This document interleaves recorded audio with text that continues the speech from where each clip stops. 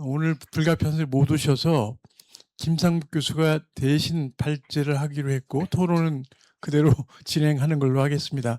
오전에 해보니까 시간이 굉장히 빠듯해요. 그래서 발표자는 10분 이내 8분 정도를 이렇게 해주시면 토론을 통해서 이제 보완할 점을 찾고, 토론자는 시간이 없지만 그래도 이게 시작이고 이제 연말까지 완성되니까 어떤 점을 보완해 줬으면 좋겠다, 이런 점을 말씀해 주시면 좋을 것 같습니다. 김상북 교수님, 행정이론 분야 발제 시작하시죠. 네.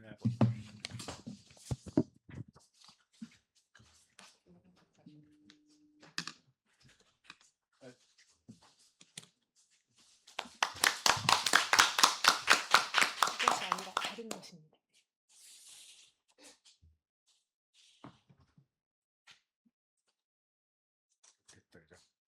예, 안녕하세요.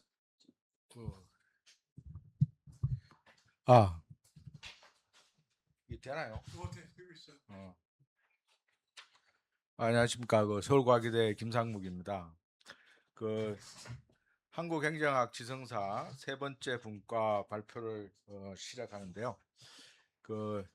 잠깐 설명을 드리면, 한국행정학회가 이제 창립 70주년을 맞아서 지성사 연구를 이제 하기로 하고, 그래서 올해 한국행정학 지성사 편찬위원회를 이제 구성을 했습니다. 그래서 행정학 분야를 크게 5개 분야로 이제 나누었어요.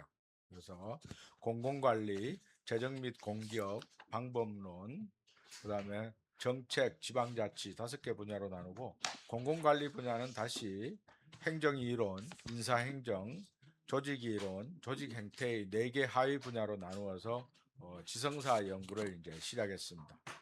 지성사라고 하는 것은 쉽게 얘기하면 행정학의 이제 학문적 연구를 역사적 맥락에서 형성된 실천적 지식으로 이해하고, 한국 행정학이 국가 운영의 핵심 문제에 대해서 어떤 개념과 담론을 생산하고 수용해 왔는지를 체계적으로 분석하는 데 목적이 있습니다.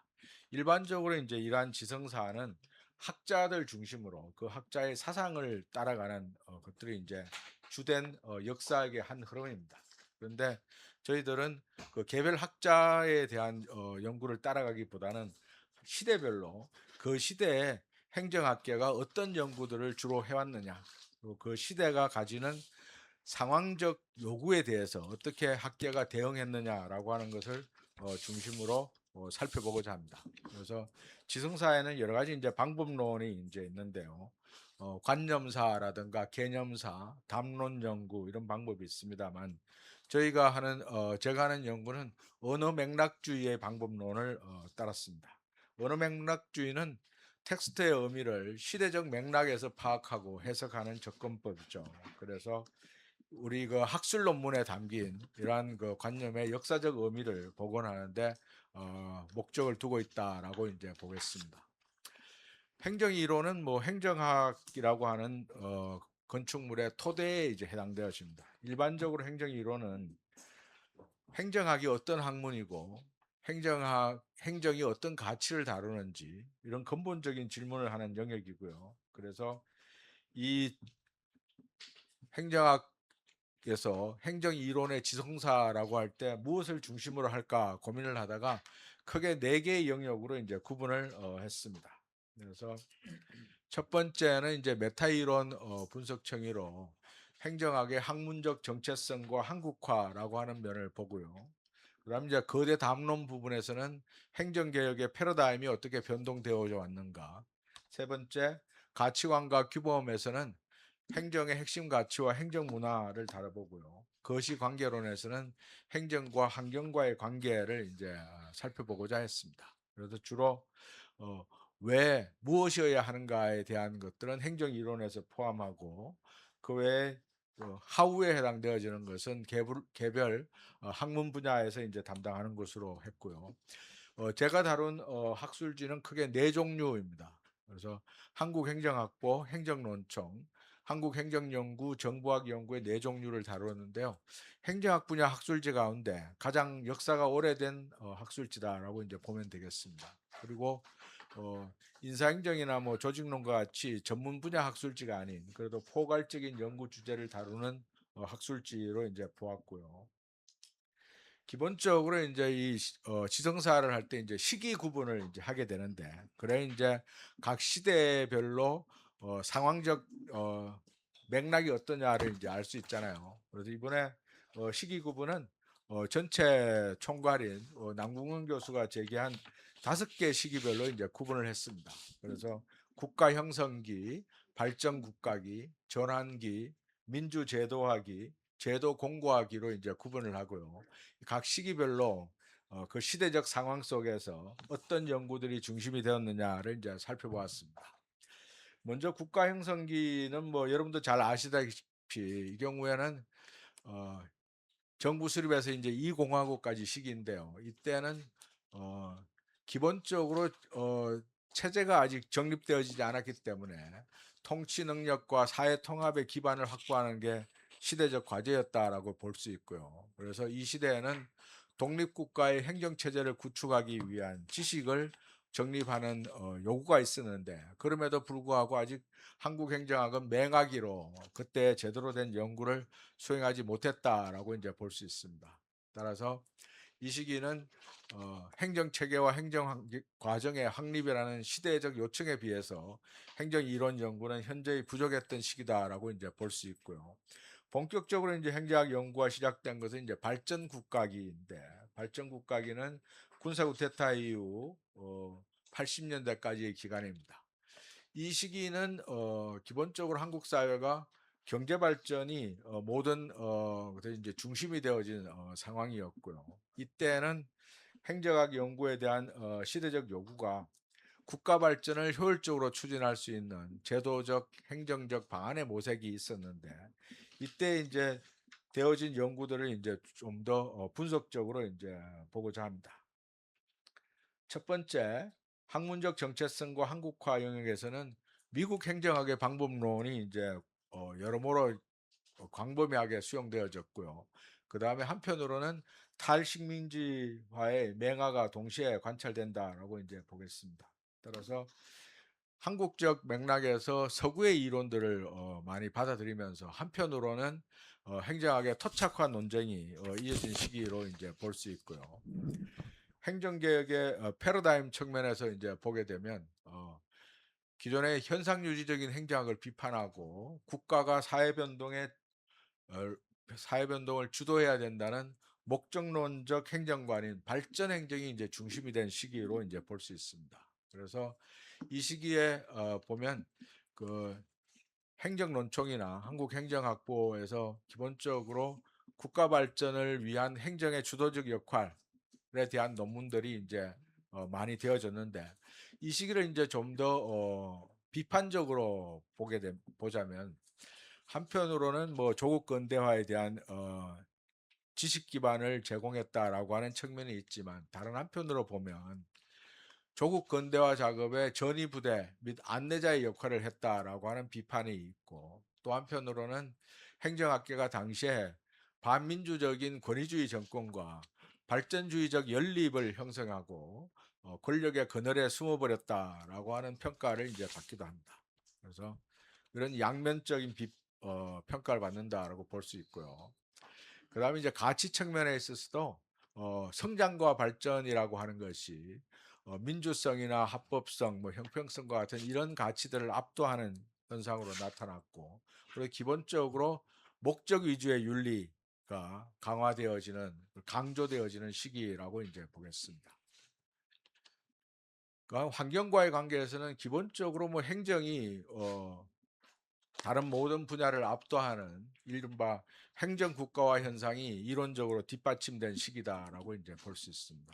따라서 이 시기는 초반에는 정통 행정학의 이식과 비교 행정론이 주를 이루었으나 점차 국가 주도의 압축 성장과 권위주의적 산업화를 학문적으로 정당화하고 통제하고자 했던 발전 행정이 행정학 연구의 중심이 되었다라고 이제 평가할 수 있습니다.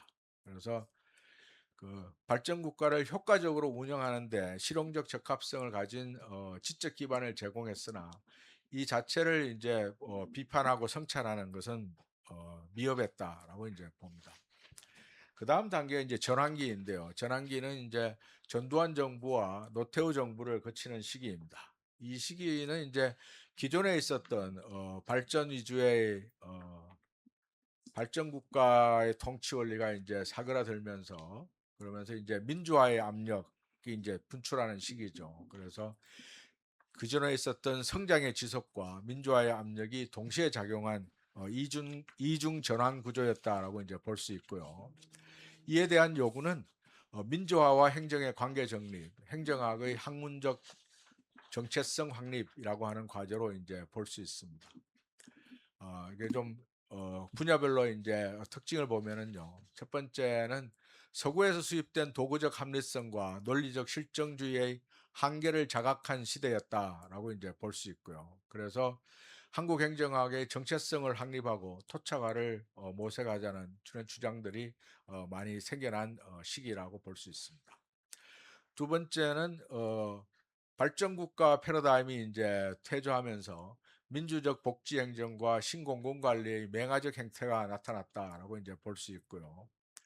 그 다음에 가치 영역에서 보면 행정 가치의 그 목적론적 위계가 근본적으로 변화되었다라고 보게 됩니다. 그래서 발전 국가기에 있었던 국가 발전과 목표 달성이라고 하는 것이 이제 퇴조되면서 사회적 형평성, 민주성 등 다양한 행정 가치가 병렬적으로 경합한 시기였다라고 이제 보고요. 행정과 환경과의 관계에서도 이전에 기존의 그 비대칭적인 행정 국가 모형이 정당성을 상실하고 지방자치, 이익집단, 시민 참여, 의회의 권한 복원 이에 대한 연구가 폭발적으로 증가한 시기였다라고 보게 됩니다. 그래서 전환기의 행정 이론 연구는 민주화와 분권화의 요구를 감지하면서 방향 전환이 이제 시도된 상황인데요. 그래서 행정의 민주성, 형평성, 분권화를 지향하는 새로운 질서를 모색한 시기였다라고 이제 볼 수 있습니다. 자, 그다음 이제 네 번째 민주제도화기인데요. 이때부터는 그 행정학의 학술 논문이 폭발적으로 이제 증가하기 시작합니다. 그게 된 기본적인 이유는 1992년에 한국행정연구원이 만들어지게 돼요. 그리고 한국행정연구원이 한국행정연구라고 하는 학술지를 간행하면서 많은 학술 논문들이 이제 생겨나게 되었고 80년대를 지나면서 이제 90년대 때 들어와서 행정학에 대한 그 대학의 수요가 이제 많이 늘어나게 됩니다. 그래서 교수 임용이 이제 폭발적으로 증가하게 되면서 교수로서 임용되기 위한 연구 실적의 축적 이것이 이제 행정학자들의 이제 지상 과제가 되면서 학술 논문들이 이제 크게 늘어난 시대라고 이제 볼 수 있습니다. 자, 민주제도화기는 이제 김영삼, 김대중, 노무현 정부의 시기죠. 그래서 이것을 그 민주적 행정으로의 이행이고 그리고 제도적으로 민주화가 정착되어진 시기다라고 이제 볼 수 있습니다. 이때는 기본적으로 시대적 요구가 민주성과 효율성의 동시 제도화라고 하는 것으로 이제 볼 수 있고요. 그래서 기존에 추구해왔던 효율성의 추구와 맞물려서 민주성을 어떻게 구현하느냐에 대한 것, 그 다음에 세계화와 정보화에서 학계가 다양한 이론적 자원을 동원해서 각종 위기의 원인을 진단하고 앞으로의 방향을 설정하는데 총력을 기울였던 시기라고 이제 볼 수 있습니다. 첫 번째 행정학의 영역에서 보면은요, 국가와 제도를 분석하는 거시적, 미시적 패러다임이 이제 교체되었는데 가장 대표적인 현상이 이제 신제도주의에 대한 연구입니다. 그래서 신제도주의가 핵심 분석틀로 해서 많은 연구들이 이제 시작되었고요. 이와 함께 대리인 이론, 거래비용 경제학, 공공선택론 등 미시경제학적 접근들이 이제 많이 보급되어진 시기입니다. 아울러 구조주의적 접근이나 포스트 모더니즘, 단론 분석들이 이제 도입되었고요. 그다음에 이제 특이할 만한 상황은 이종범 교수를 비롯해서 고대에서 이루어진 그 딜레마 이론 연구입니다. 딜레마 이론 연구는 서구의 합리적 의사결정 모형이 충분히 설명하지 못하는 한국적 상황을 개념화하고 한국의 특성을 갖다가 분석해 내려고 하는 이론적 토대를 구축했다는 점에서 높게 평가할 만하다라고 이제 볼 수 있습니다. 두 번째 개혁 담론에서는 시장 지향적인 신공공관리와 참여 협력 지향의 거버넌스가 병존하면서 행정 개혁에 대한 논의들이 이제 이루어졌다라고 이제 볼 수 있고요. 뭐 오늘 여러 사람들이 이러한 그 신공공관리와 거버넌스에 대해서 한편으로는 그것을 주창하면서 다른 한편으로는 거기에 대해서 신랄하게 비판하면서 한국 사회가 담론의 장을 갖다 넓혀 나갔다라고 이제 볼 수 있습니다. 가치로운 부분에서는 사회적 형평성과 민주성의 가치가 많이 이렇게 강조된 시기였다라고 이제 볼 수 있고요. 시간이 많이 지났네요. 그래서 그 다음에 환경과의 관계에서는 과거 행정국가 시대 때의 이제 경계선들이 희미해지고 다원주의적인 권력 분산이 당연시되어진 시기로 볼 수 있습니다. 그래서 국가 시민사회와의 관계, 정부 시장과의 관계, 정치와 행정과의 관계에 대한 연구들이 이제 많이 나타났다라고 이제 볼 수 있습니다. 따라서 이 시기의 행정이론 연구는 국가 중심적 발전 행정에서 시장, 시민사회, 지방정부가 함께 구성하는 다원적 제도 질서의 행정학으로 이동하는 과정이었다라고 이제 볼 수 있습니다. 자, 마지막으로 제도 공고하기는 이제 2008년부터 작년까지인데요. 이때를 왜 굳이 제도 공고학이라고 이름을 붙이느냐 하면은 그 이전에 이루어진 제도화된 민주적 질서가 여러 가지 많은 위기와 고난을 겪음에도 불구하고 안정화 단계에 들어섰다라고 이제 봅니다. 왜냐하면은 뭐 대통령 탄핵이라든가 코로나 상황이라든가 이런 상황을 겪으면서도 기본적인 한국 사회가 흔들리지 않고 민주화를 제도적으로 안착시켰다라고 이제 볼 수 있고요. 이때 중요한 시대적 요구는 민주제도화기에 형성되어진 여러 가지 제도적 장치를 안정적으로 운영하면서 한편으로는 복합 위기를 극복하기 위한 국가의 문제 해결 역량과 민주적 정당성을 어떻게 확보할 거냐에 이제 초점이 맞춰졌다라고 이제 볼 수 있습니다. 이때 이제 큰 특징으로 보면 메타그 이론층에서 보면은 한국 행정학의 지식 생산 방식 자체에 대한 성찰에 대한 논의가 많이 생겨났습니다. 그래서 기존의 행정학 연구가 제대로 되어졌느냐 안 되어졌느냐, 우리가 제대로 연구를 하고 있느냐에 대한 비판들이 이제 많았고요. 그래서 한국적 행정 이론을 만들기 위한 여러 가지 반성과 성찰들이 이루어졌다라고 이제 볼 수 있습니다. 그다음에 행정 개혁에 있어서는 신공공관리와 거버넌스의 이분법이 약화되고 성과 관리, 규제 혁신, 협력적 거버넌스, 디지털 정부, 위기 대응 등이 중첩되는 이러한 담론이 이루어졌고요. 셋째, 가치론에 있어서는 공공성, 공정성, 신뢰, 사회적 가치, 책임성, 포용성이 핵심 가치로 부상하고 공공성 담론이 이제 보다 활발하게 이루어진 시기입니다. 이미영 교수를 중심으로 한 공공성 담론은 단순한 그 개념의 유형화를 넘어서 사회적 약자나 다문화, 돌봄, 공동체, 지속 가능성 등 다양한 영역으로 공공성에 대한 논의가 확장되었다라고 이제 볼 수 있고요. 행정과 환경과의 관계에서도 국가와 시장, 시민사회, 지방정부, 디지털 플랫폼, 전문가 집단 간의 경계가 더욱 유동화되어지는 상태로 이제 볼 수 있습니다. 그 다음에 행정과 환경과의 관계에서 3분법만이 아닌 이제는 디지털 플랫폼과 데이터 인프라가 행정 권력의 새로운 매개 장치로 등장한 특징들을 이제 볼 수 있고요. 그래서 이 시기에는 더욱더 이렇게 국가 차원의 역량을 정진하는데 보다 초점이 있었다라고 이제 보겠습니다. 이러한 5가지 시기별로 나누어서 행정 이론 분야의 지성사를 살펴보았는데요.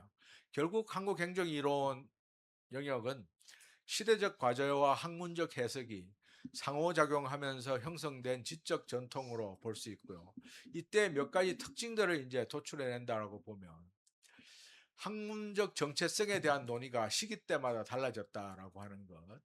그 다음에 행정개혁에 있어서는 지배적 패러다임이 교체되었지만 이 교체가 단절이 아니라 누적의 성격을 띠고 있다는 것.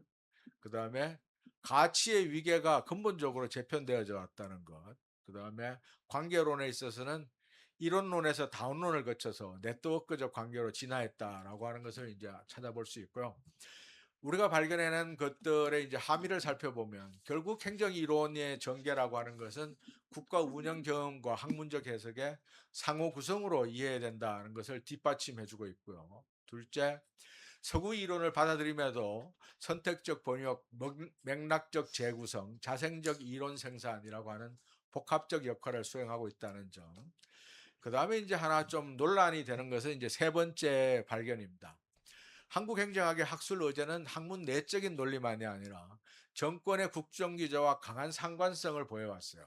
그래서 발전국가 시기에는 권위주의 정권과 연합하는 발전주의적 연립, 외환위기와 김대중 정부에 쓰는 신공공관리적 처방, 문재인 정부 때에는 사회적 가치 담론과의 동조화, 그 다음에 윤석열 정부 때에는 디지털 플랫폼 정부와의 결합, 이런 것들이 이제 있어서 학문적 자율성과 정치적 동조화 사이의 긴장이 한국 행정학의 지속적 과제였다라고 이제 볼 수 있고요. 방법론적으로 다원화는 많이 진전되어졌으나 이론적 통합은 미흡했다라고 이제 볼 수 있습니다. 그리고 이제는 행정 이론이 단일 패러다임의 지배가 아닌 다중 담론의 경합 시대, 경합 단계에 진입했다라고 이제 볼 수 있고요. 한계는 기본적으로 이제 4개 학술지에 들어간 내용들만을 다루었기 때문에 다른 한계들이 많죠. 그래서 저서나 뭐 다른 학술지를 무시했다라고 하는 이제 비판이 이제 있을 수 있습니다. 그 다음에 이제 이 언어 맥락주의의 분석틀을 삼았는데 거기에 이제 이 저자의 선 이해가 이제 들어가요. 그래서 그 시대의 각 시대의 상황을 평가하고 그 시대에 어떤 학문적 요구가 있었느냐, 이것은 이제 저자의 이제 가치 기반적인 판단이었기 때문에 그런 면에서 객관적이지 못하다라고 하는 이제 평가가 있을 수 있습니다. 이런 정도의 내용이고요. 제 논문은 그 학술대회 자료집에 파일로 올라가 있으니까 필요하신 분들은 보시면 되겠습니다. 자, 이상입니다. 네, 수고했습니다. 네, 아주 뭐 내용이 너무 많은데 간략하게 하긴 했지만 시간이 좀 오버했어요. 그러니까 우리 한 교수님 참고하시고 빨리빨리. 그 연구가 진행된 바가 우리 김상목 교수님보다 훨씬 훨씬 미흡합니다. 일단 어떻게 연구를 하려 한다를 중심으로 말씀드리겠습니다. 그래도 됩니다. 시간이 많이 남아 있습니다. 네. 연말까지.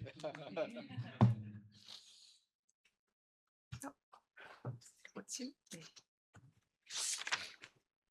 예, 그래서 일단 큰 맥락은 김상목 교수님이 큰 가이드라인을 주셨습니다. 그러니까 초점은 시대랑 연구가 어떻게 조응했는가를 밝히자라는 거였고, 그래서 저도 인사행정 분야에서 그 특징이 어떻게 나타났는가를 보고 싶었는데, 예, 일단 이렇게 구성을 하려고 했습니다. 그래서 일단은 이제 그 역사적인 맥락과 연구 동향, 오늘 아마 이 말씀을 드리게 될 것 같은데요. 근데 기본적으로는 이미 한 대여섯 편의 선행 연구들이 있습니다. 시기마다 50년사, 60년사, 그리고 학술원에서 2번. 그래서 이미 인사행정 분야의 경향이, 연구 동향이 어땠다라는 게 정리된 문헌, 주요 문헌이 있기 때문에 그 문헌의 내용을 정리하는 것에 대표적인 논문들을 제가 좀 추가해서 설명드리는 그런 방식으로 가야겠다라는 거 지금 하고 있었고요. 그 다음 하고자 했던 게 이 중에서 5개 정도의 인사행정의 기본 주제를 뽑자라고 생각을 했습니다. 요걸 아직 못하고 하고 있는 중입니다. 요 5개 주제와 관련된 이제 장기간의 담론 변화가 어찌 되었는가. 사실 저 담론이라는 말을 쓴 제 개인적인 관심은 논쟁이 있었는가를 보고 싶다라는 거였습니다. 그래서 어떤 연구 대상이 어떻게 전개되었지보다는 실제로 어떤 유사한 연구 질문 주제를 두고서 학계가 다른 처방을 한 적이 있는가? 그게 뭐 이렇게 이런 우리 세미나 공간에서 격한 토론은 물론 아니었겠지만 지면상에서 조용히 다른 소리를 하고 있었던 게 아닐까? 그거를 밝혀보고 싶었는데 지금 제가 하고 있는 첫 번째 주제에서 아직 세게 보이지가 않습니다. 논쟁이 없었나? 일단 저걸 아직 하지 않고 하고자 하는 저 파트에서는 담론 안에 논쟁을 중심으로 보고자 합니다. 처방이 어떻게 부딪혔는가? 그 다음에 마지막은 지금 저희 RCB인데요. 그러니까 이 부분이 마지막이 비판적 성찰과 전망으로 끝나야 되는데 제가 저거를 못 낼 것 같아서 이 이미 인사행정 부분에 원로학자들이 계시니까 이선우 교수님과 등등등을 좀 메시고 그분들께 좀 얘기를 듣는 게 어떨까 해서 이후는 저분들의 말씀을 중심으로 다만 뭘 질문할 건지를 지금 뽑아 놓은 거라 그거 공유 드리고 그 논점이 적절한지 검토해 주시면 감사할 것 같습니다. 예. 이것은 말씀드린 그래서 시대랑 담론의 조응 뭐 이런 걸 보고 싶다라는 거고 말씀드린 이 세 개의 파트로 이어지는 구성을 생각해 보았습니다. 근데 첫 번째 이제 시대 구분을 말씀드리려고 하는데요. 남근근 교수님이 해주셨던 5가지의 시기를 따라가는데 인사행정 부분에서 시대 구분이 그런 식으로 보여지는가 라는 부분에서는 그러니까 사실 직업 공무원 제도를 중심으로 봤을 때 앞선 세 시기가 국가 형성기, 발전 국가기 그리고 전환기까지가 직업 공무원 제도를 형성하고 구축하는 것과 관련된 제도의 변화였고 연구였던 것 같습니다. 그래서 앞선 세 시기를 직업 공무원 제도의 형성기, 구축기로 보았고요.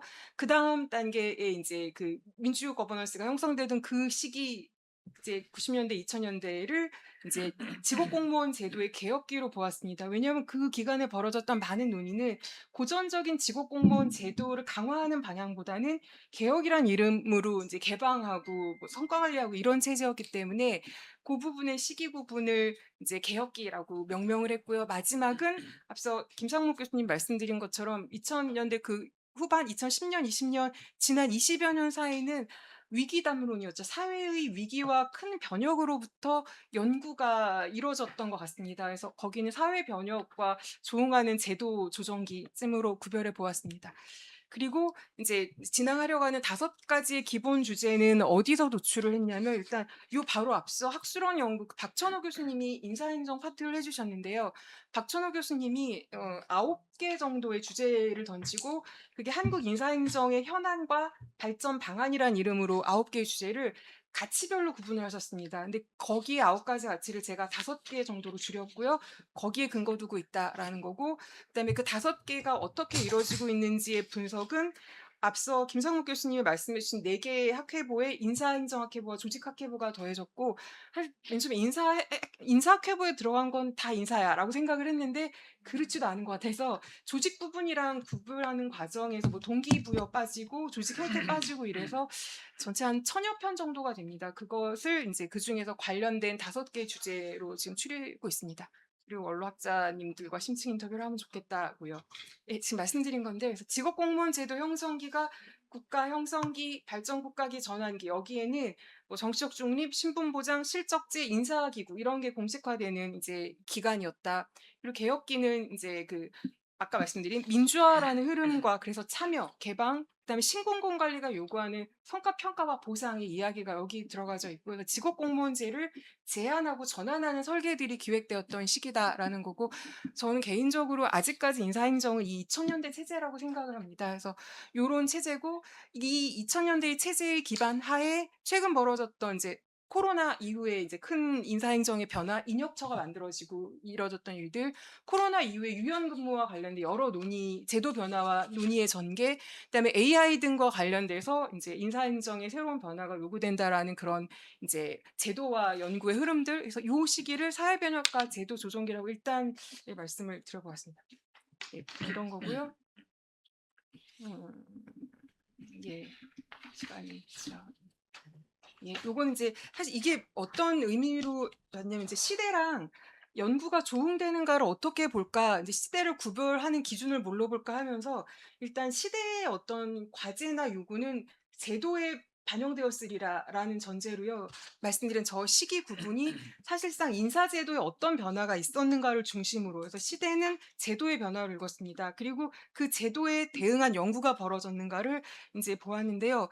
이제 국가 형성기 쪽에서는 국가공무원법 만들어지고 이제 고시 훈련, 그러니까 저 시기에 주요, 그러니까 뭐 상황적으로도 나라가 만들어지고 제일 먼저 해야 될 일은 일을 할 사람을 뽑는 거니까요. 그래서 제도도 고시제도 들어오는 거고 공무원을 교육 훈련하는 법과 기관이 생기는 게 시작이었고 연구도 그렇습니다. 그래서 초반 국가 형성기의 연구 일들을 이제 보면 그러니까 사실 발전 행정기 초기에 되겠는데요. 연구들이 교육 훈련에 굉장히 많이 몰려 있습니다. 고위 공무원의 교육 훈련을 중심으로 한 연구들이 많이 인제 이어지고 있었고 그다음에 인제 일 공화국 인제 부정선거권이죠. 정실과 그 역관의 임용의 문제 제기가 사회적으로 이루어졌기 때문에 공무원의 정치적 중립이 분명 시대적 과제였는데 연구는 정치적 중립이라는 표현보다는 부패 문제로 접근이 됩니다. 정치적 중립이라는 용어가 본격적으로 나오는 건 사실 전환기 들어와서로 보여지고요. 저때 제가 유일하게 발견한 거는 인제 박동서 교수님이 그 정무관과 행정관의 관계를 어떻게 볼 것인가라는 61년인가 2 년의 논문이 있습니다. 그래서 그 논문 한 편이고 나머지는 다 관료 부패의 문제로 접근을 하고 있습니다. 인제 발전 행정기 저 기간은 인제 총무처의 시대죠. 저 총무처 기간 동안에 이제 벌어졌던 이제 인사의 제 단계별로 기획 그리고 임용, 능력 개발 뭐 이런 일련의 제 단계별로 제도들이 들어오고 구축되고 그다음에 예. 그러고 그다음에 인제 이때 연구는 능력 개발, 복무 관리 등 연구가 인제 연구의 주제가 다원화되기 시작을 하고요. 전환기도 인제 유사한 흐름이라고 보여집니다. 근데 인제 예.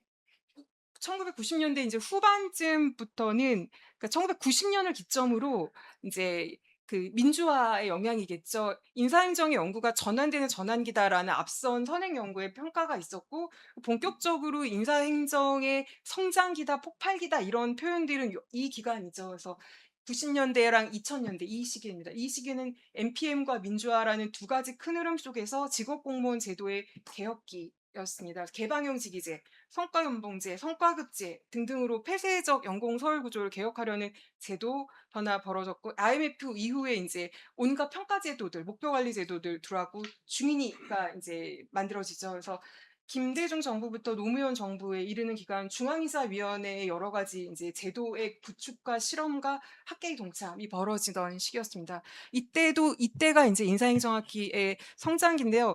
그러니까 앞선 선행 연구의 평가를 보면은 1990 년대 후반에 드디어 인사행정 연구의 가치가 등장한다. 그러니까 균형 뭐 이런 얘기들이죠. 그래서 형평 뭐 이제 지도자의 지도력, 권익 이런 연구가 시작된 건 1980 년대 후반 민주화 이후이고 네 90 년대에 들어가면서부터 이제 다양한 가치들로 다양한 인제 제도들 그리고 특히 이제 공무원 단체나 권익 연구들이 벌어지기 시작했다. 이제 이런 얘기였고요. 그다음에 인제 지금까지의 기간을 사회변화과 제도 조정기라고 일단 얘기해 보았는데 세월호 참사 이후로 인제 인혁처 만들어지고 인제 그 공직자 윤리법 개정되고 간피화 문제를 대응하는 거 그리고 박근혜 정부 시기에 벌어졌던 공무원 연금 개혁의 인제 이슈가 있었고요.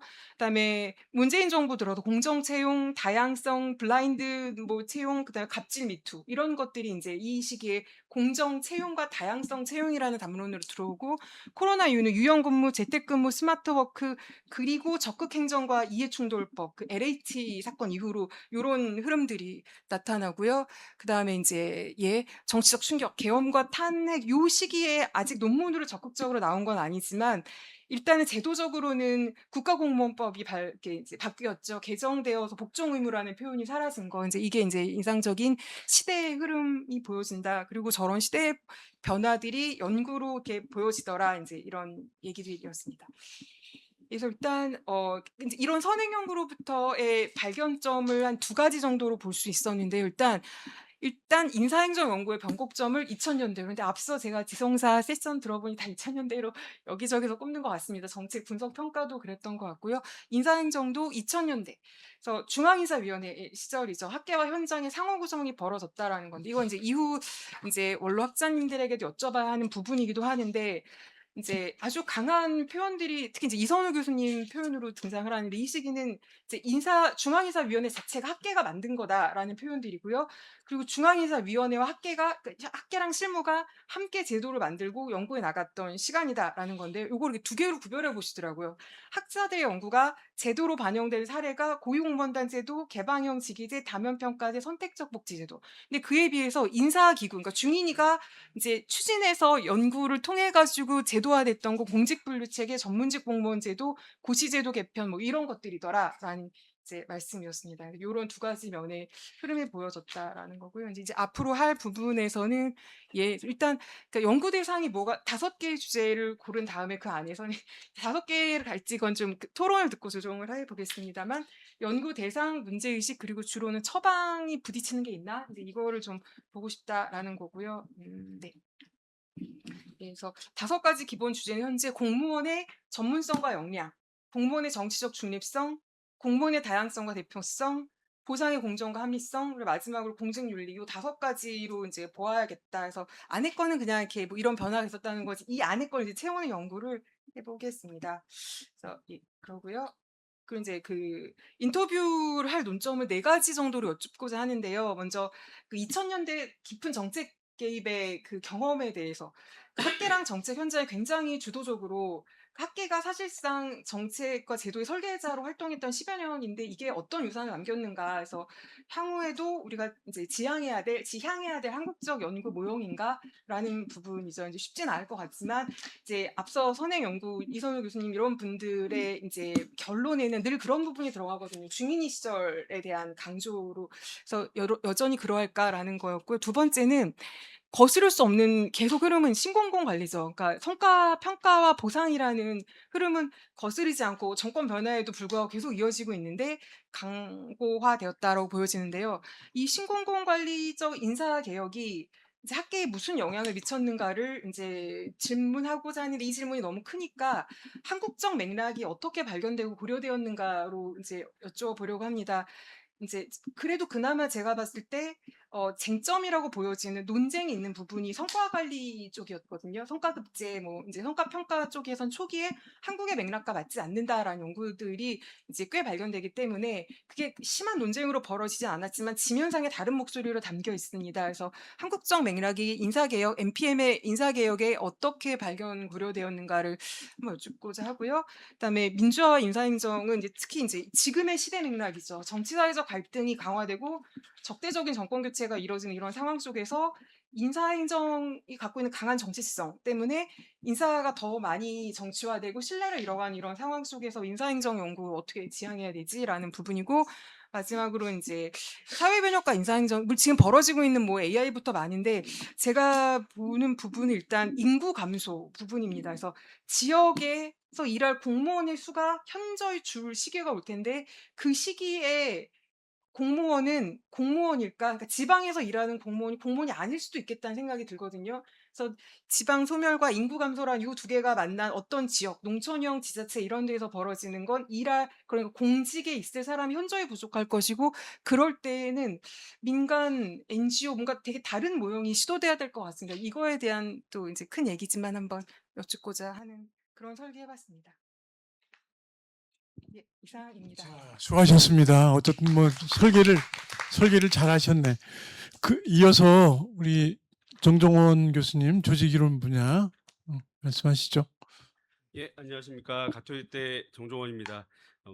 요 연구를 해서 발표한다기보다 마치 착수 보고회처럼 여겨주시면 좋을 것 같습니다. 저희가 말씀 많이 듣고 이제 열심히 하도록 하겠습니다.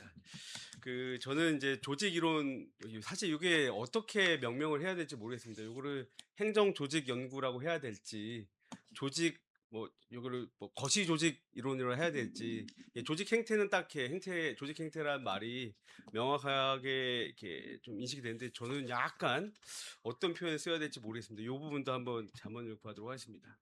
그래서 이정표와 현상 추종의 지성사적 성차 이렇게 말씀드렸는데요.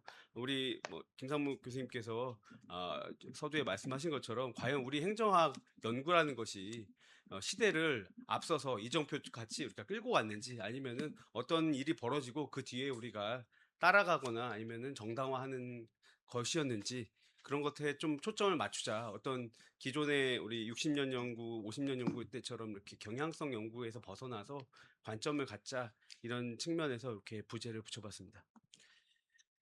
그 연구의 출발점은 말 그대로 기존에 그 조직 이론 관련된 그 지성사 연구가 있었습니다. 근데 그 지성사 연구들이 보면은 보통 그 몇 편의 연구가 있었고 주제를 나눠서 그 주제별로 어떤 연구가 많이 되었고 그 많이 된 연구들은 어떠했고 그리고 그때 시대랑 어땠나 요 정도 이제 간단하게 경향성을 보는 것이었는데요. 결국에 우리가 그 이 지성사 연구를 함에 있어서 조금 더 우리가 같이 고민해야 될 부분은 어떤 연구가 많았다 그런 기술 통계적인 그 접근보다는 과연 우리는 얼마나 고민하고 그 연구를 해왔고 그 연구들은 어떻게 우리 그 공공 부분에 영향을 주고 또 공공 부분은 또 우리에게 어떤 영향을 주고 즉 우리 행정학 발전에 있어서의 그 성찰적 관점에서의 접근이 필요하다라는 것이 저희가 학습하면서 같이 공감했던 바입니다. 그래서 그런 관점에서 저희가 연구를 시작하려고 합니다. 역시 마찬가지로 그 거시 역동적 연구 방법이 필요하다. 즉 기존에 있었던 뭐 큰 굵직굵직한 연구, 즉 여기 로버트라는 학자는 그걸 더 그레이 웍스 이렇게 표현하더라고요. 그런 연구 중심으로 해서 우리가 쭉 이렇게 지성사를 볼 게 아니라 그 시대적 맥락과 그 가운데서 어떤 논의가 되었는지를 좀 더 면밀히 봐야 될 필요가 있다. 이렇게 그런 관점에서 접근을 하도록 하였습니다. 저는 그 연구 주제를 6가지로 이렇게 정리를 했습니다. 그 가장 최근에 나온 2016년도에 그 전영환 교수님은 15개의 주제로 이렇게 나오셨거든요. 그 15개는 좀 많은 것 같습니다. 그래서 15개를 정리해서 저희가 학습을 통해서 이렇게 6가지로 조직 이론 분야, 조직 구조 분야, 그리고 성과 관리, 조직 간 관계, 변화 관리, 그리고 조직 문화 이렇게 조직 문화 중에 이제 행태적인 거는 빼고요. 예. 그 전반적인 공직사회 관료제적인 관점에서의 조직 문화라고 할 수 있겠습니다. 이 6가지를 그 중심으로 해서 살펴보고자 합니다. 시대 구분은 저는 7개의 시대 구분을 했습니다. 우리 남궁곤 교수님께서 이제 초창기에 저희 이제 학습할 때 그 5개로 주셨는데요. 그거를 조금만 더 세분화했습니다. 그 세분화한 그 것 중에 이제 주요한 부분이 이제 93년부터 97년 나눈 거 하고요. 그리고 2000년대 이후에 나눈 것이 있습니다. 이 부분은 좀 더 세부적으로 봐야 될 이유가 있지 않을까. 즉 1시기는 도입과 기초 수립, 그리고 두 번째는 발전국가 개발 행정, 3시기는 민주화와 민주성 탐색, 4시기는 세계화 개혁 수용, 5시기는 위기 극복과 상시 개혁, 6시기는 거버넌스와 공공가치, 7시기는 디지털과 플랫폼 행정 이렇게 명명을 해봤는데요. 그 상세한 말씀을 또 뒤에 또 말씀드리도록 하겠습니다. 그 기존에 어떻게 나눴나 이렇게 보니까요. 이종범 교수님은 3시기로 나눴고요. 정용덕 교수님은 4시기로 나눴더라고요. 그래서 이런 것들이 이렇게 좀 큼직큼직하게 나눠져서 그 맥락은 이해가 갑니다만 논문을 분석하고 담론을 분석하기에는 조금 더 세부적으로 보는 게 좋지 않을까라고 판단했습니다. 이것도 조언을 주시면은 저희가 또 반영해서 또 시기도 구분할 수 하도록 하겠습니다. 1시기 같은 경우는 이제 건국 초기에 우리 그 질서를 유지하고 국가를 형성하는 관점이라고 볼 수가 있겠습니다. 말 그대로 관료제 국가 운영을 위한 관리적 기초를 확립하는 시기였고 포스트 코브식의 그런 기구 설계라든지 그런 것들이 논의가 되었다라고 볼 수 있겠습니다. 사실 조직 이때 뭐 논문이 나온 건 아니고요. 그 책들 중심으로 이렇게 책이 좀 있더라고요. 그런 책들이나 그리고 이때 이제 미국에서 들어온 행정학 그 교과서들 번역한 것들 그런 걸 가지고서 이렇게 논의가 되었던 걸로 보입니다. 최근에 그 엄석진 교수님께서 요 그 저서를 내셨는데 그것도 참고를 많이 해서 보면 좋겠다는 생각이 들었습니다. 이 시기는 발전국가 시기입니다. 압축 성장을 위한 강력한 추진력 확보를 위해서 국가가 말 그대로 관료제를 구조화하고 그리고 국가 발전을 위한 하나의 그 어떻게 보면은 그 조직을 어떻게 만들 것인가 관점에서 연구가 많이 이루어졌던 걸로 보입니다. 그리고 특히 이제 그때 그 경제기획원을 만드는 과정에 대한 논의들도 있었고요. 그리고 OD라는 개념이 이제 도입돼서 OD와 관련된 논의도 이렇게 많이 그 언급이 되었습니다. 3시기는 이제 그 민주성으로 넘어가는 민주화 이행 단계라고 할 수가 있습니다. 그 군사 정권이 끝나고 민주화로 이행되는 과정 속에서 조직 분권화에 관한 연구들이 많이 있었고 그리고 또 경직화된 그 관료제를 탈피하자. 즉 한국적 행정 문화를 극복하자라는 관점에서의 연구들이 많이 발표됐습니다. 그때 분위기가 이제 87년도 그 민주화 이후에 분위기가 많이 반영된 것 같고요. 그리고 지방행정, 이제 지방자치가 시작되면서 그 지방자치에 대한 논의가 많아지면서 지방행정 조직에 대한 그런 논의들도 많아지는 시기가 되겠습니다. 4시기는 이제 93년 이후에 이제 우리 그 김영삼 정권에서 세계화를 이제 주창하면서 어떻게 보면은 글로벌 담론의 도입이라고 해야 될까요? 이건 어떻게 보면 현상 추종적인 관점이 있을 수 있겠습니다. 즉 세계화에 진전되고 신공공 관리가 이제 도입되면서 어떻게 하면은 조직을 좀 더 효율적으로 할 것인가, 그리고 민영화 논의가 이때부터 시작됩니다. 그래서 민영화 관련된 논문들이 발표되고 그리고 조직 구조의 슬림화 같은 내용들이 발표되고 있습니다. 이제 5시기는 이제 그 이제 IMF 그 외환 위기를 이제 맞게 되면서 말 그대로 상시 개혁이 개혁의 상시화가 도입된 시기라고 볼 수 있겠습니다. 우리 뭐 인사행정이나 행정 이론과도 상당히 맞닿아 있는 부분이 이제 중앙인사위원회가 이때 만들어지는 부분들도 있고요. 그리고 신자유주의적인 그런 조직 혁신이 이제 이론적으로 많이 논의가 되었습니다. 그리고 이때 전자정부가 생기면 전자정부가 도입되면서 전자정부와 관련된 조직 관련된 논의들, 그리고 정통부 신설에 관한 이야기들, 그리고 이런 신자유주의적 혁신과 관련해서 혁신 기법들이 많이 소개됩니다. 즉 목표 관리제라든지 MBO라든지 그런 균형 뭐 BSC 같은 것들이 이제 도입되면서 이때 많은 조직 관리와 관련된 논의들이 그 소개되고 논의가 되었습니다. 6시기는 포스트 NPM 시기입니다. 즉 거버넌스 확산과 그리고 협력적 네트워크를 어떻게 구축할 것인가. 즉 기존의 효율성 중심에서 벗어나서 어떻게 하면 공공성을 회복할 것인지, 그리고 협력 네트워크를 어떻게 만들 것인지, 기존의 성과 관리 체계를 만들어 놓은 것을 어떻게 고도화할까, 그리고 성과 관리 그 지표에 어떻게 하면 공공성이라든지 가치를 넣을 것인가, 책임성을 어떻게 넣을 것인가, 그런 논의들이 많이 나타나고 있습니다. 7번째 시기는 이제 가장 최근의 시기라고 할 수 있겠습니다. 말 그대로 디지털 대전환과 복합 위기의 행정이다. 이런 시기로 정의를 했습니다. 즉, 이 시기는 코로나19 팬데믹으로 시작했고, 그리고 그 코로나19 팬데믹 속에서도 디지털 전환이 아주 일어나서 뭐 AI라든지, 그리고 그 AI를 통한 플랫폼 정부, 그리고 데이터 기반 의사결정, 그리고 민주화 책무성을 어떻게 그 반영할 것인가, 그 AI와 관련돼서도 그런 논의들이 많이 이루어지고 있고, 그리고 그것과 함께 또 그 MZ들이 이제 여기 좀뭐 간단하게 썼습니다만 MZ들이 들어오면서 MZ들에 대한 그런 조직에서의 어떤 그 반영, 그리고 마지막으로 이런 저출산 고령화 지역 소멸과 관련돼서 어떻게 하면은 그 광역 조직을 어떻게 만들 것인가. 요새 뭐 503특 뭐 이런 얘기도 있는데요. 뭐 그런 관련해서 어떻게 하면 그 광역 조직화하고 좀 더 효율적으로 조직을 만들 것인가. 그 지역 소멸과 관련해서 그런 내용들이 이제 논의가 많이 되고 있는 것 같습니다. 이렇게 도입 시기에 따라서 이렇게 연구 담론들을 정리해 봤고요. 결국에 이런 담론들이 갖고 있는 것들을 기존의 경향성 분석에서 조금은 담론 중심으로 우리 어떤 언어가 사용되고 어떤 담론이 있었는지를 조금 더 깊이 있게 고찰하고, 그 과정에서 과연 우리 행정학은 이런 연구들을 선도했는지 아니면 추종했는지 아니면은 정당화하기에 급급했는지, 그런 부분들에 좀 관심을 갖고 이야기를 하고 싶습니다. 저희가 5개 이제 그 학술지를 봤는데요. 조직 연구에서 제가 이제 우리 학습할 때도 우리 양문 교수님, 김상복 교수님 모시고 학습할 때 프리즘을 넣을 것이냐 말 것이냐, 즉 우리 용역 자료를 넣을 것이냐 말 것이냐 했는데, 조직과 관련된 연구 중에는 프리즘이 너무 많았습니다. 그 찾아봤을 때 어떤 경향성이 있었냐면요. 정권이 바뀔 때쯤 되면은 조직 진단 연구가 급증합니다.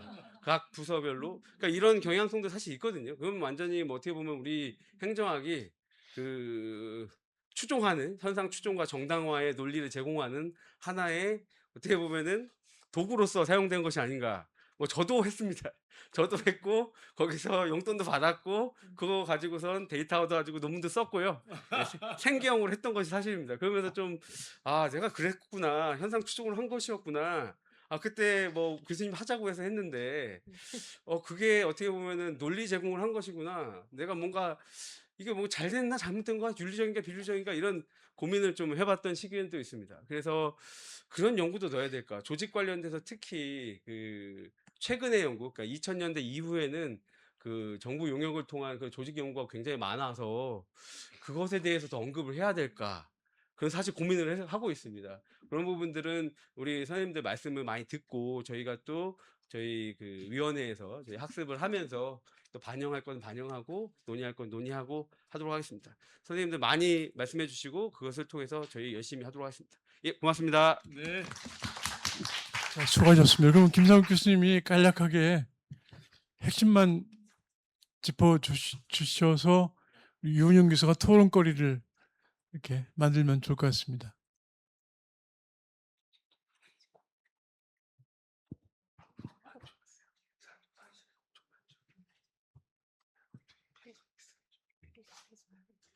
오늘 그 상명대 조태준 교수님께서 그 조직 행태 분야를 발표하셔야 되는데 뭐 다른 불가피한 일정으로 지금 이게 대한민국 본토에는 안 계셔서 제가 대신 설명을 드리겠습니다. 그럼 저도 뭐 잘은 모릅니다만, 자 이게 조직 행태론 분야는 이제 이 조직 구성원들의 이제 조직 행동을 다루는 이제 분야이죠. 그래서 조직론 분야에서는 앞에 정종원 교수님께서 발표하신 부분이 이제 거시 조직 이론에 해당되고, 조직 행태 분야는 이제 미시 조직 이론에 이제 해당됩니다. 이 분야에 있어서도 어떻게 뭐 할까라고 이제 고민들을 많이 했는데요. 그 조태준 교수님의 이제 보면 이게 기본적으로 태도, 윤리, 인식, 지각, 동기, 동기부여, 공공봉사 동기, 직무 스트레스, 직무 만족, 조직 몰입, 조직 정치, 조직 문화, 조직 시민 행동, 공정성, 이직 의도, 리더십 이런 것들을 이제 주로 분석 대상으로 이제 하고 있습니다. 그 중에서도 이제 그 행정학의 여러 학문 분야, 여러 학술지가 있습니다만 앞에서 다룬 4개의 이제 학술지에다가 한국 인사행정학회보, 한국 조직학회보를 이제 더 추가해서 6개 학술지를 이제 검토 대상으로 삼았습니다. 자, 그다음에 이제 이 시기 구분에 있어서 저하고 조금 다른 측면을 썼는데요. 조태정 교수님은 전통적 행정학 시기에서 1962년부터 89년까지를 이제 잡으셨고요. 그다음에 이제 두 번째 시기로 성과주의 시기라고 해서 1990년대부터 2000년대 초중반 잡으셨는데 대체로 2005년 정도까지를 잡는 것 같아요. 이 시기가 이제 이 조직 행동, 조직 행태 분야에서 이제 중요한 이유는 그 전에는 이제 조직 구성원들을 이제 조직에서 다룰 때 주로 이제 그냥 있는 존재, 시키면 하는 존재, 뭐 이렇게 상수로 취급하는 경우들이 이제 많았습니다. 근데 이제 성과주의 시기에 들어오면서부터 이제 달라지기 시작하는 거죠. 그래서 조직 구성원이 이제 변수로 등장하게 되고 어떻게 성과를 관리하느냐에 따라서 구성원들의 실적이 달라진다. 라고 하는 것에 이제 초점을 맞춘 것이 이제 성과주의 시기의 이제 큰 특징이라고 이제 보게 됩니다. 그래서 이 시기는 신공공관리론이 이제 행정학계에 영향을 주었는데 그것이 구체적으로 뭐 조직 구성원 개개인, 공무원 개개인에게 이제 영향을 미치기 시작한 시기라고 보고요. 그 다음에 나오는 이제 2006년부터 2018년을 조태정 교수는 공공성 및 가치 지향 시기로 이제 구분을 했어요. 앞에서 본 성과주의 시기와 공공성 및 가치 지향 시기의 가장 큰 차이점은 추구하는 가치의 내용이 뭐냐에 대한 거. 앞에 성과주의는 기본적으로 보상을 추구하는 것으로 이제 봤어요. 그래서 조직 구성원들을 보상을 통해서 이끌 수 있다라고 본 것이 이제 성과주의 시기의 대표적인 특징이었는데, 공공성 및 가치 창출 시기는 보상에 의한 것이 아니라 달성하고자 하는 지향점, 가치가 사람을 움직인다는 것이 이제 큰 주제입니다. 따라서 조직 구성원이 이러저러한 많은 유혹이 있음에도 불구하고 조직을 위해서 헌신하고자 하는 것, 그것은 바로 조직이 추구하고자 하는 가치, 조직이 추구하는 공공성, 이런 것들과 자신의 가치관이 일치하기 때문이다라고 보는 시각이죠. 그래서 공공성과 가치 지향을 중심에 두고 조직 행동을 분석한 시기다라고 이제 구분을 하고 있습니다. 또 하나 이제 중요한 것은 이제 포스트 코로나 시대죠. 그래서 이게 미시 이론의 입장에서 보면은 코로나 시기가 이제 큰 영향을 미쳤다라고 이제 봐요. 코로나 시기가 큰 영향을 미친 것은 이제 결국은 직장과 삶의 균형에 이제 초점이 있는데요. 그다음에 이제 앞에 정종원 교수도 말씀한 것처럼 MZ 세대의 이제 등장으로 이제 보게 됩니다. 그래서 조태준 교수는 1919년 이후에 나타난 이런 코로나19가 사람들의 행동에 큰 영향을 미쳤고, 특히 신진 세대인 MZ 세대가 조직에 들어옴으로써 조직 내에서 나타나는 여러 가지 기성 세대와의 갈등, 그리고 뭐 이직 뭐 이런 것들이 공직 사회에 큰 영향을 미쳤다라고 이제 보고 있습니다. 이렇게 이제 네 가지 시기 구분을 이제 했는데요. 그래서 여러 학술지에 있어서 기본적으로 어떤 경향성을 보이느냐라고 이제 정리를 해보면, 그 기본적으로 이제 조직 행태론의 논문이 이제 점점 더 커져간다라고 하는 것을 이제 볼 수 있고요. 그 다음에 학문에 있어서 다양한 분화가 이제 나타나는 것을 이제 지적하고 있습니다. 그래서 1기, 2기, 3기, 4기에 보면 직무 만족에 대한 비중이 높은 것은 뭐 그런 대로 이제 의미가 있지만, 다른 유형에서 보면 상당히 많은 편차가 생겨나요. 특히 조직 문화에 대한 연구는 1기 때는 상당히 많은 비중을 차지했는데 2, 3, 4기로 가면서 확연하게 줄어들게 되고요. 리더십도 마찬가지입니다. 그 다음에 동기와 관련되는 이론들은 4기에 오면서 훨씬 더 커졌어요.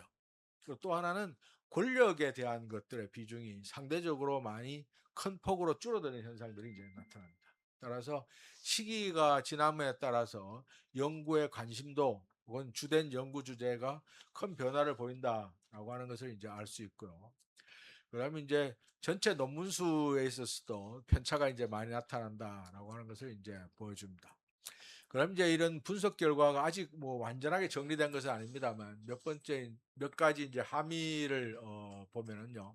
첫 번째, 조직 행태와 관련 변수에 대한 학문적 관심이 초기에는 있었지만 특정 시기 이후에는 감소한 경우가 이제 있고, 두 번째는 변수에 대한 학문적 관심이 초기에는 없었으나 특정한 시기 이후에 증가하는 경향, 세 번째는 꾸준히 학문적 관심을 받는 경향, 그리고 마지막으로 학문적 관심이 지속적으로 미미한 경우, 이런 것을 이제 구분을 해내고 있습니다.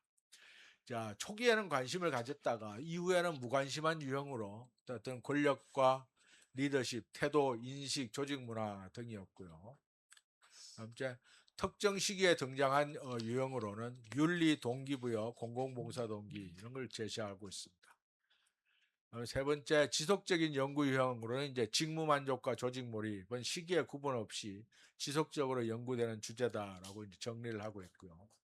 마지막으로 관심은 별로 없으면서 앞으로 좀 이런 것을 했으면 좋겠다라고 하는 연구 주제들이 감정 노동, 스트레스, 혁신, 심리적 인파워먼트, 직무 소진 뭐 이런 것들입니다.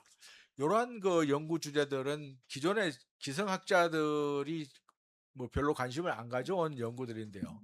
최근에 그 MZ 세대의 등장이나 코로나19 경험을 통해서 이러한 연구 주제들에 대한 관심이 좀 더 필요하지 않느냐라고 이제 저자가 주장하고 있습니다. 자, 그래서 이제 이 저자는 어떤 토론 주제를 제시하고 있느냐면요. 연구의 관심이 집단적, 조직적 수준에서 미시적, 개인적 수준으로 급격하게 이동했다라고 하는 것을 확인했고요. 두 번째는 변수 자체의 특성을 기술하고 설명하는 방식에서 변수 간 관계를 경험적으로 연구하는 방식으로 변화했다는 특징. 세 번째는 공무원에 대한 인식 자체가 변화했다라고 하는 것. 공무원을 보는 관점이 이제 달라졌다라고 하는 의미죠. 네 번째는 직무 만족과 조직 몰입 연구가 계속해서 많아지는 것은 우리나라의 관료제가 직면한 현실적 문제와 관련이 있다라고 이제 진단을 합니다. 그래서 이러한 것들은 뭐 이 이직 의도나 퇴직과도 관련이 많이 있는 것 같아요. 이런 정도로 이제 정리를 했고요. 아직 이건 완전히 이제 이루어진 연구가 아니기 때문에 이러한 것들을 지금 계속해서 보완해 가면서 연구를 하겠다라고 얘기를 하고요. 그리고 그 토론에서 많은 의견을 주면 본인이 잘 반영해서 열심히 할 테니까 오늘 비록 나오지는 못했지만 이렇게 양해를 해달라고 부탁을 했습니다. 네, 감사합니다. 딱 그 1시간이 걸렸습니다. 이거 20분밖에 안 남았는데 아까는 버퍼가 좀 있었는데 점심시간에 이 버퍼가 없어요. 그러니까 5분 이내로 확실하게 핵심만 얘기하세요. 우선 신희영 교수님부터.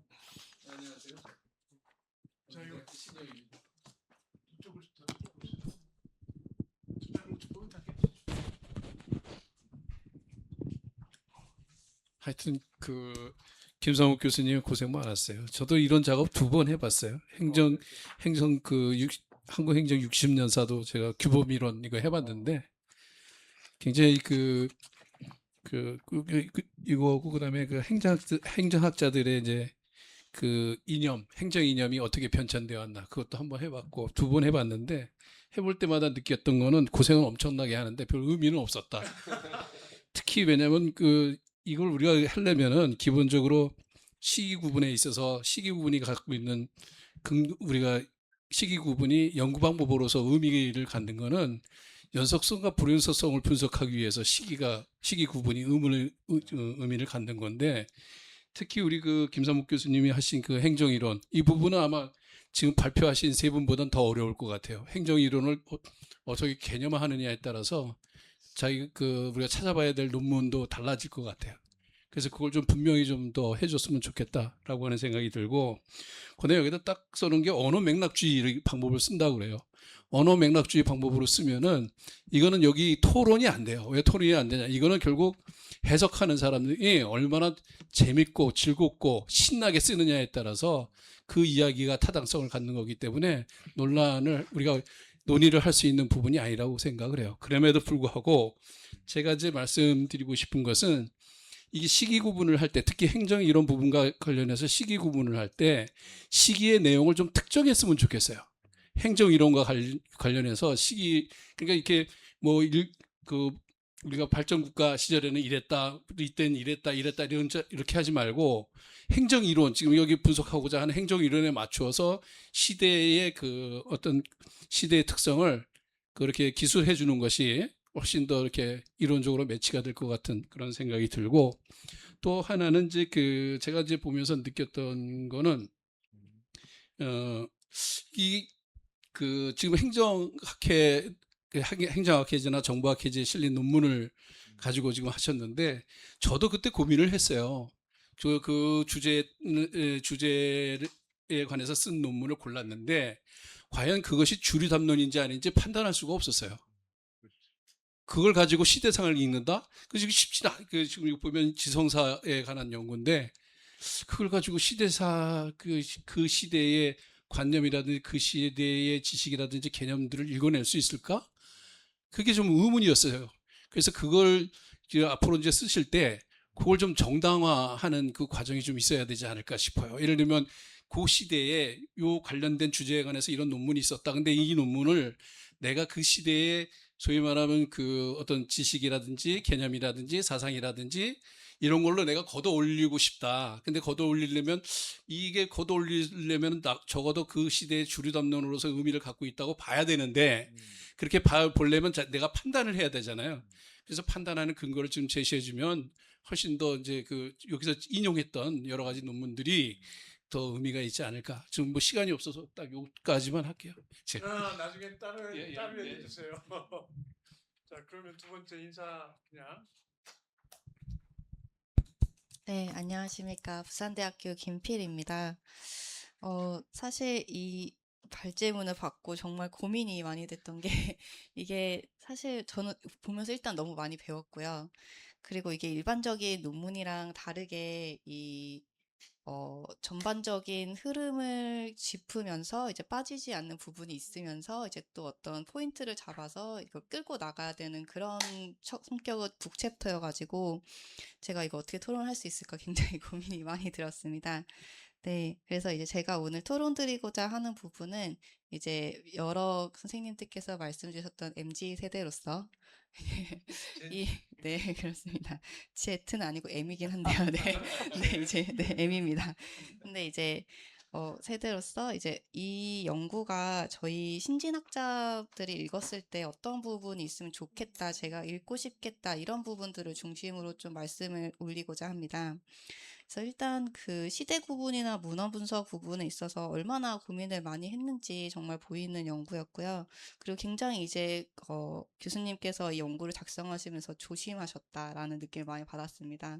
어떤 부분에서 조심을 하셨냐면은 이제 저희 사실 여기서 얘기한 5가지 주제, 전문성 역량, 정치적 중립성, 다양성 대표성, 보상의 공정성, 공직윤리 모두가 굉장히 컨트로버셜하게 붙는 부분들이 있고 역사적으로 그런 부분들이 있는데 이제 여기서 최대한 그래도 좀 중립적으로 서술하고자 하는 그런 부분들을 제가 발견을 할 수 있었고 이런 부분들은 굉장히 읽기가 편하고 이제 이런 부분들에서 저희가 이제 과거에서 답을 찾는다라는 시각으로 봤을 때 이렇게 떠들어 봤을 때 아, 이때는 이랬구나 이런 부분들을 볼 수 있어서 정말 좋았습니다. 근데 반면에 이제 왜 지금 이제 마지막 챕터에서 이제 논의하고자 하시고 이제 인터뷰도 진행하시고자 하려는 그런 뭔가 이제 학계와 연계 경험, 성과 관리 이후 인사 개혁이나 연구 확대 부분, 뭐 민주적 통제 강화, 사회 변혁과 인사 행정 이런 부분들을 조금 더 이제 왜 현재에서 이런 문제가 등장하게 되었는지에 대한 좀 코잘리티의 성격을 가진 그런 흐름이 될 수도 있지 않았을까라는 생각을 간단히 해보았습니다. 예를 들면 최근에 이제 이슈되는 부분은 공무원의 전문성 부분에서 이제 민간 개방이 굉장히 많이 이루어지고 있는데 과거에는 어땠으며 왜 지금 이제 민간 개방이 많이 이제 진행이 되고 있는지 정치적 중립성 같은 경우에도 이제 우리 인사행정을 하시는 분들은 그 발전 국가에 있어서 우리 인사행정의 역할을 굉장히 지대했다라고 있잖아요. 근데 그 중심에는 이제 전문가적인 관료 중립성과 그러니까 선출직 공무원 이렇게 해라고 했을 때 그래도 이게 맞다라고 얘기하는 중립성과 선출직 공무원 이렇게 해라고 했을 때 그걸 그대로 따르는 중립성의 어떤 구분이 있고 이게 좀 이 인사행정에서 직업공무원제를 중심으로 이제 서술을 하셨는데 이 직업공무원제가 갖고 있는 이 2가지 양립되는 중립성 때문에 지금까지 이 민주적 통제라든지 관료의 어떤 뭐 영혼 없는 공무원 이런 논의가 등장하게 된 것 같습니다. 이런 부분들로 조금 더 컨트로버셜하게 이제 연구 논의가 어떻게 진행되는지를 써주시면은 저희 신학자들이 보고 참고하고 이제 과거에서 배울 수 있을 것 같습니다. 그리고 이제 다양성과 대표성 측면에서는 이제 경상도와 전라도 논의를 많이 해주셨는데 이제 최근에 이슈되고 있는 인구 감소나 지역 소멸 문제와 관련되어져서 이제 수도권, 비수도권 간의 지방 그 대표성 이슈가 지금 등장을 하고 있는데 이 부분도 굉장히 이제 저는 부산대에서 학생들과 이제 교류하면서 이제 지방 학생들이 많이 고민하고 있는 지점입니다. 그리고 최근에 이제 다문화 자녀들이 많이 이제 곧 성장을 해서 성인이 될 텐데요. 이제 그분들을 공직사회에 어떻게 우리가 편입시킬 것인지에 대한 이슈도 다뤄지면 좋을 것 같습니다. 그리고 보상의 공정성 파트에서는 이제 세대 관련 연구가 지금도 많이 이루어지고 있고, 이제 어떻게 공무원을 이제 동기를 이전처럼 많이 이제 제시할 수 있는가라는 부분에서 이제 이전부터 어떻게 보상 공정성이 이제 전개되어 왔는지에 대한 논의가 있으면 좋을 것 같고 이제 공직윤리 부분 같은 경우도 이제 김영란법 전후로 해서 이제 저희 세대 생각이 많이 바뀐 부분이 있는데 이런 부분도 이제 그 좀 역사적으로 짚어주시면은 저희가 재밌게 읽을 수 있을 것 같습니다. 이제 세 번째로 이제 지방공무원 제도도 저희가 지방직이 35%나 되는데 항상 이제 지방공무원 제도에 대해서 인사행정 부분에서 이렇게 조금 논의의 그 약간 변방에 있는 느낌을 저는 항상 받습니다. 근데 이게 사실 이 지성사의 시각에서 봤을 때 중앙 정부에서 지방 정부에 대한 통제력이 약화되면서 이제 지방자치가 부활하고 특히 최근에 인공지능이 발달하게 되면서 인공지능 관련 정부 혁신이 지방 공무원 차원에서 많이 일어나고 있습니다. 그래서 이런 부분들도 이제 중앙 정부와 지방 정부에서 인사행정 변화 측면에서 한번 생각해 볼 수 있는 문제가 아닌가라는 생각이 들고요. 이제 마지막으로는 조금 저도 많이 반성하고 있는 부분이고 저희 인사행정 하시는 분들께서 이제 좀 고민하고 있는 부분인 것 같습니다. 이제 현장과 이론의 괴리인 것 같습니다. 이제 저희 같은 젊은 학자들이 이제 좀 미국식의 인사행정 공부를 많이 하게 되면서 어떤 행태 변수 중심의 인사 논문을 많이 쓰고 있고 저도 인사행정학회부에서 지금 계속 편집위원회에서 일을 하고 있는데 이제 투고되는 논문들을 보면은 어떤 제도나 정책적 함의 이 지성사 논의에서 보는 너무나 훌륭한 저희 선배님들의 논의를 저희가 과연 이제 따라가고 있는 것인가라는 고민을 저 스스로도 많이 하고 있습니다. 그래서 이제 그런 부분이 지금 인사행정에서 학계에서 갖고 있는 어떤 고민 그리고 이제 좀 제가 생각할 때는 한계라는 그런 부분들을 이제 마지막에 잘 짚어주시면은 저희 신진학자들이 읽으면서 큰 가르침을 받을 수 있을 것 같습니다. 네, 이상으로 토론 마치도록 하겠습니다. 네, 감사합니다.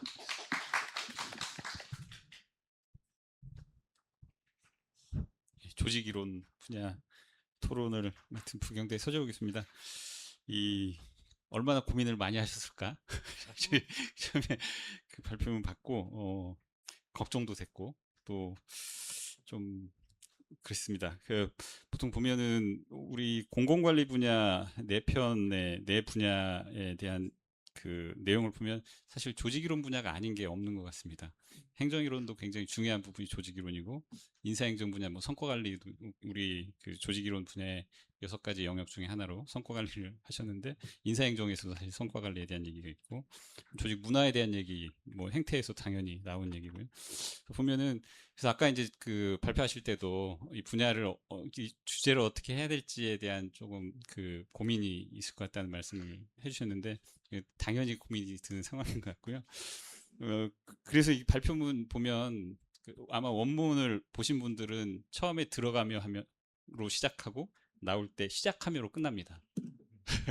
들어가며로 시작해서 시작하며로 끝나는데 그게 엄청 고민이 아마 그 제목에 녹아들은 것 같습니다. 그래서 제가 그 고민하시는 부분들에 대해서 저도 동일한 아마 고민을 했을 것 같아서 그냥 제가 고민한 내용들 몇 가지만 그 간단하게 말씀을 드리겠습니다. 조직이론 분야로 하면 너무 넓기 때문에 차라리 정부 조직 분야 아니면 정부 조직 연구 이쪽으로 그냥 특화시키는 게 어떨까라는 생각이 듭니다. 그렇게 되면 내용적으로는 뭐 조직 개편이든지 아니면 뭐 정부 관료제든지 정부 통제, 거버넌스나 조직 규모 이런 조금 더 구체적인 정말 거시 조직 이론에 해당되는 내용들이 아마 세부적인 내용으로 들어가야 될 것 같다는 생각이 들고요.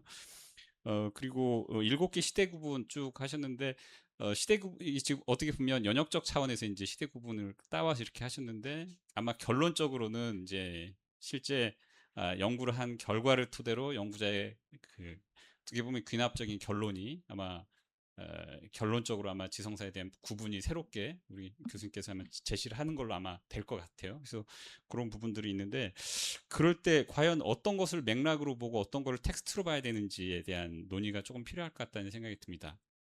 그러니까 잘못하면 어떻게 보면 기술적 메타 분석 수준으로 이렇게 그냥 이렇게 열거될 가능성이 있기 때문에 그래서 아까 앞서서 토론하시는 선생님들도 편수를 가지고 이슈를 도출할 것이냐 아니면 시의성이나 아니면은 뭐 중요성 이걸 가지고 이거를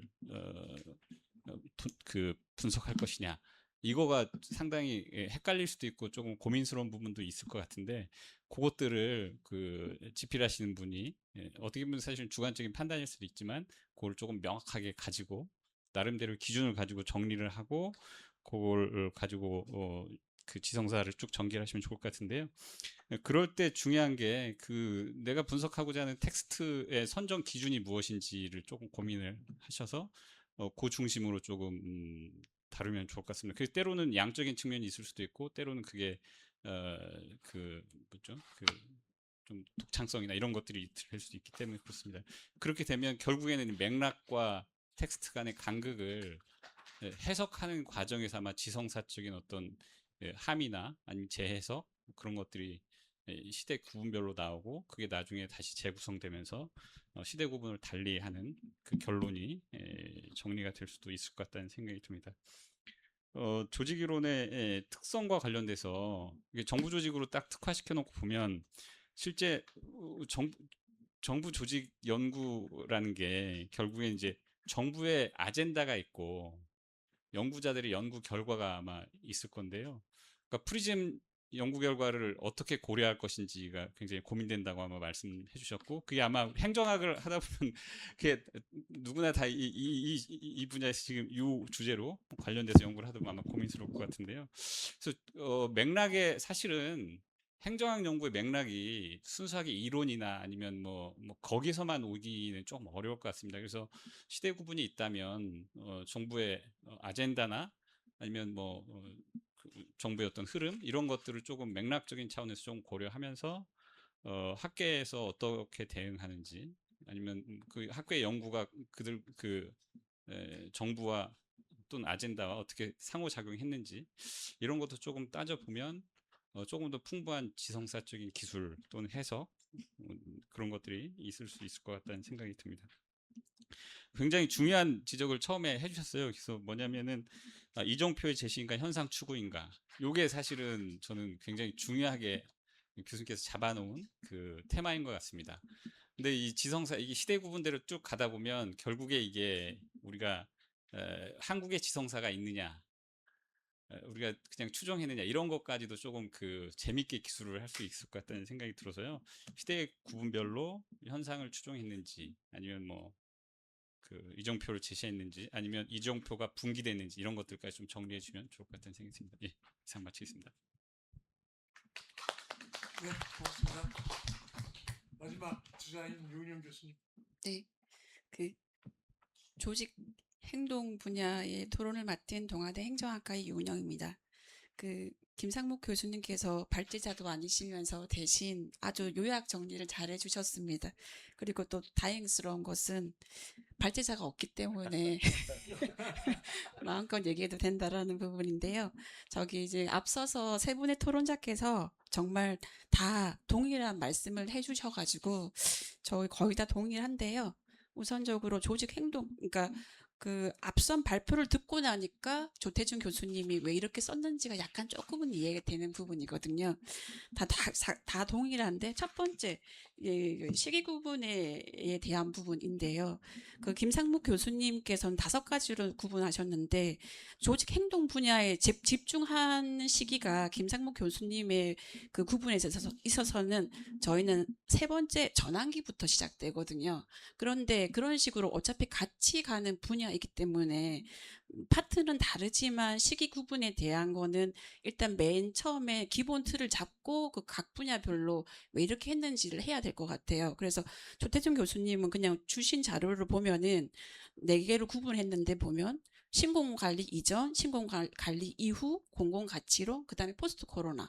그래서 이게 4가지씩이 제가 고민되었던 게 학문적 행정의 패러다임하고 시대의 변화가 혼재되다 보니까 시기 구분을 왜 이렇게 했지? 했는데 앞선 발표자의 논의를 듣고 나니까 이해가 됐습니다.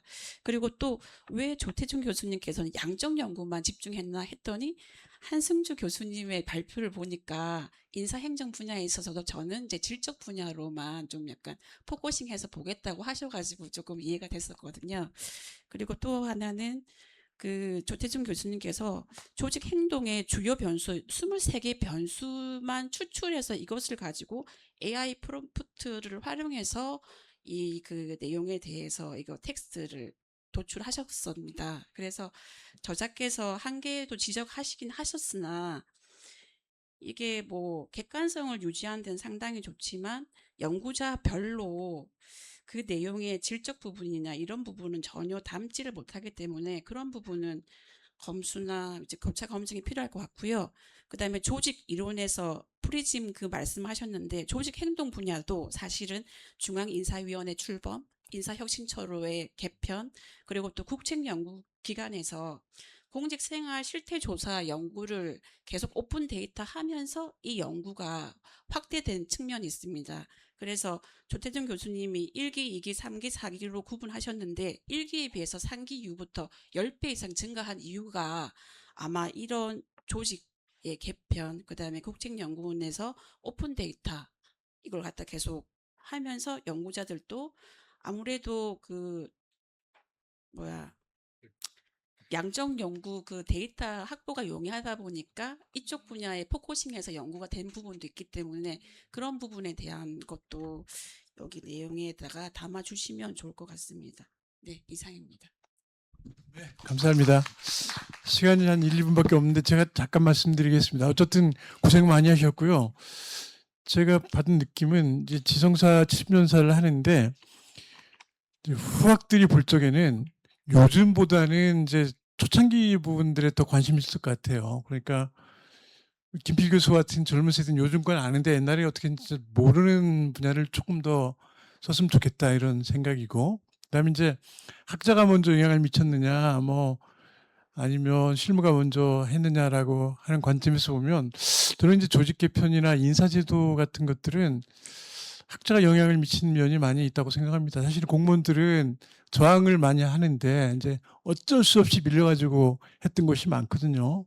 뭐 개방형직이나 뭐 이런 것들. 그런데 그런 것들은 논문만 가지고 보면 안 되죠. 논문에 이렇게 나타나겠어요. 그러니까 이제 예컨대 뭐 그 혁신위원회 같은 것들에 이제 에서 중심적인 학자들이 뭐 얘기라든가 이런 것들이 중요할 것 같고, 우리 아까 2000년대 얘기를 했는데 그 인사위원회 처음 만들었을 때 DJ가 만들었는데 제가 보기에는 박동서 교수님이 지론이었어요. 위원회 만드는 게. 그래서 만들었다고 보여지는데 그 인원이 62명짜리의 내 기억에 장관급 위원회였습니다. 뭐 그 사람들 앞에 나서가고 뭐 할 수 있겠어요. 62명의 행자부 공무원들이 따로 떠나갔는데, 그래서 이제 제가 그때 정부혁신지방분권위원회 인사개혁 간사위원을 했는데 그때 이선우 교수를 포함해서 많은 인사학자들이 왔었고 그분들이 아이디어를 많이 냈고, 이걸 이제 밀어붙이면 안 되니까 공무원들하고 이제 콜라보레이션해서 많은 개혁들을 한 걸로 생각이 드는데, 그게 논문만 가지고 보겠느냐. 그래서 아까 한 교수님 좋은 제안을 하셨는데 뭐 인터뷰 같은 걸 통해 가지고 한번 그런 걸 좀 이렇게 그 소위 저스티파이 한다랄까 이런 것들이 있을 것 같은데 그렇게 가면 좋을 것 같아요. 어쨌든 지금 이건 시작이고 연말까지 이제 그 작품을 만들어내는데 토론자들께서 좋은 지적을 해주셨고 그래서 이걸 좀 활용을 해서 완성을 해주시면 좋겠습니다. 감사합니다. 네.